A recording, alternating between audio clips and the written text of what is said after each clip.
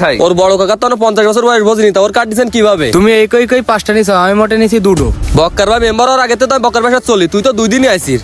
তোরা দুটো থাম, মাইক নিয়ে এসে কও গদি চেয়ারটা জোটে নি, জটিল একটা কাঠের চেয়ারটা তোমাকে জন্য আমার আর থাকবেন না এই কাঠের চেয়ার। ওই আনোয়ারের ডাক দাও, ডাক দিয়ে মাইক ভাড়া করে ক্যাকা ক্যাকাই কও। তোনি কিন্তু ভাই সেদিকে তুই একটু কম কথা কবি। কি রে, মেম্বারের বাড়ি পরিবর্তন হয়ে গেছে তো বিরাট বাড়ি একাই আইছে। ভাই আপনার কাছে তা আইলাম। কি মনে করি আমার বাড়ি? মেম্বার ভাই, আগে তো সুখী দুঃখী একটু খোঁজ খবর নিতেন, যাই ভালো আছি কি খারাপ আছি এখন তো জান না।